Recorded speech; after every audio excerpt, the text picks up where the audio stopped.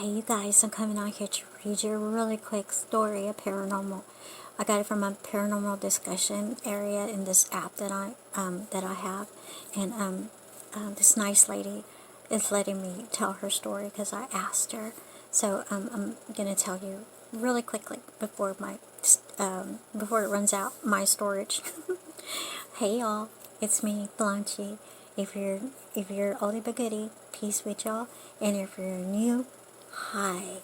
Subscribe to me. I'm Blanchi. Okay, here we go. Hello again. My next story happened in Crowley, Texas. Crowley, Texas is right outside Fort Worth. My daughter was going to move into her new house but needed to wait 2 weeks.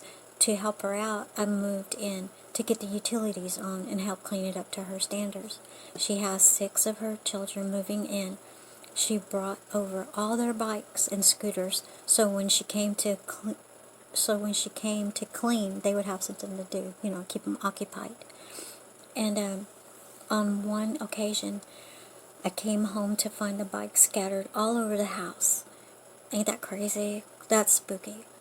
I called my daughter to ask why she didn't tell me she was coming, so I could be there to help.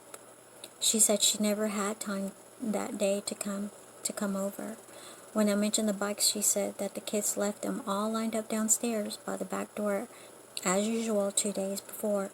I told her they were like that when I left to run errands, but scattered when I returned. That's spooky. That night, I was down in the bedroom, and there was the sound of someone walking upstairs. Now that's creepy. It went on for a while, so I went up to investigate. Of course, there's no one there. There was no one. Once back in the bedroom, it started again, only it was now running from one end of the house to the other. Can you imagine that? No. The next day, I started seeing shadows, lots of shadows. I never felt threatened, though. Then that night, I had my boyfriend there to stay the night with me. We heard a noise, so I grabbed the doorknob and started opening the bedroom door. When the doorknob turned the other way and the door slammed shut, I was like, oh my goodness, no. I jumped back and said to my boyfriend, oh my God, did you see that? With his jaw dropped, he nodded yes and said, what the hell was that? I waited a second or two and opened the door. We walked out to look for someone, but there was no one there. So when my daughter heard about all this, she went out and bought a bunch of crosses to hang on the walls. That's security, right? Every room had 1 or 3 or more.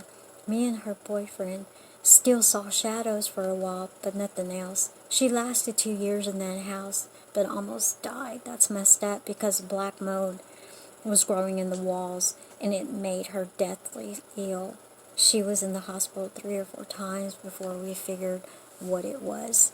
That's messed up. I feel bad for the daughter, but I'm glad they stayed there for I'm not glad they stayed there for 2 years, but I'm glad they got out of there because, man, you don't want to be around that, especially with little ones. But I appreciate her for letting me read this story, and thank you, y'all, for listening. And if you have anything to say or any kind of story, ghost stories y'all been through, please write them down in a comment. Share them with all of us. We want to know, We're here. We're here for each other. Oh my gosh. Like, that's so spooky. I had chills just reading that. Just listening to somebody run from one end to another and there's nobody there. Well, at least she had a witness. So she wouldn't think that she was crazy, because people would probably think I was crazy if I was telling them things like that, which I've had a bunch of stuff happen here. But, and while growing up too, I've got a lot of stories to tell too, but I'll get to those soon. But, yeah, thank you, you guys. Thank you. Thank you for following me. Thank you for subscribing to me. Thank you for liking and, leaving a comment here and there. Thank you so much. I appreciate y'all. And I follow back, so, we support each other here. Anyways, yeah. So, I will see y'all in the next video. Bye.